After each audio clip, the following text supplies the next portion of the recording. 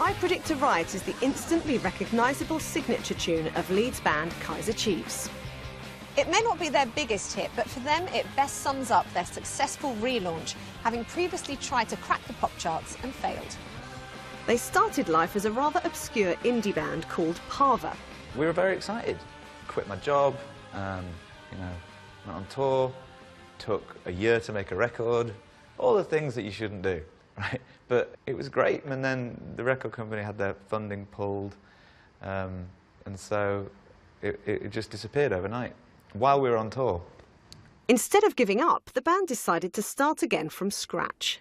Me and Ricky had this big, bold step where the plan was to not play any of the old songs, to dress completely differently, to change the name, do it all as though we've just met.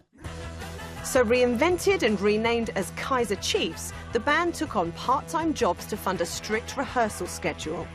I Predict a Riot emerged from the nightlife culture they worked in.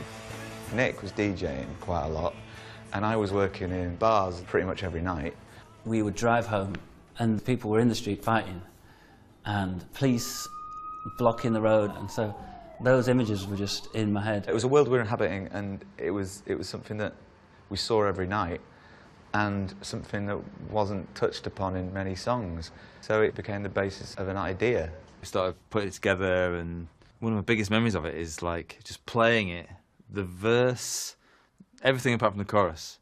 Play it round and round and round and just being like, ah, God, when are we ever going to be not playing this song?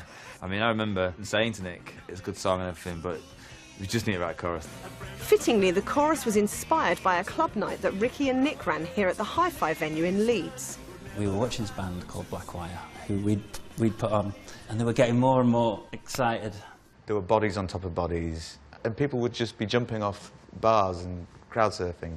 And the band were taking their clothes off. And I said to the owner of the club, I Predict a Riot.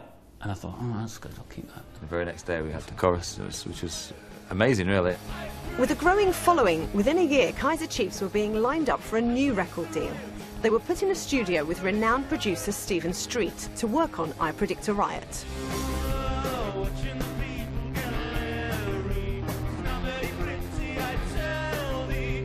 The first thing that really struck me about the song itself was how British the lyrics were. I mean, the first verse contains the word Larry, which is not a word you hear very often, and the line, I tell thee. And I was really kind of taken by the interesting use of the instruments in the track itself. White invented this guitar sound that was the Kaiser Chiefs sound, so then every song had that sound, because Kaiser Chiefs had to be a thing. But I wanted to get a little bit more clarity on what the vocal was doing, because for me on the demo everything was so multi-tracked and multi-layered that it was a bit hard to get the character of the lead singer, as it were. But we still wanted to keep that kind of multi-layered Beach Boys feel. So the question really was balancing Nick's backing vocals against Ricky's vocal to get the right balance. You could just tell something special was happening. I Predict a Riot was first released in 2004, but following a hugely successful tour, it was re-released the following year and became a top 10 hit. The social intent in the lyrics and the observation of the story of a night out in Leeds translated outside of Leeds very quickly and very easily. It's my favourite song that I've ever been involved in. It just changed our lives. I'm with the band back at the Old Chapel rehearsal rooms where it all started for a very special OneShow performance. Drummer VJ Mystery joined the band 4 years ago when Nick left to set up his own studio.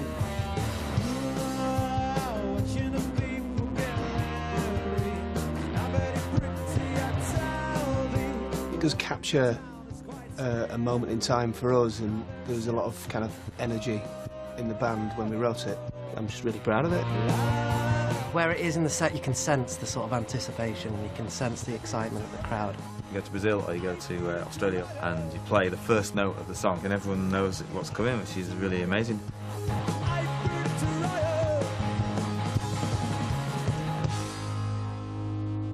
Ricky is unrecognisable. It looks different, from his doesn't early he? pictures. Yeah, it's almost like he's got money or something, doesn't it? He's gone to a hairdresser, something like that.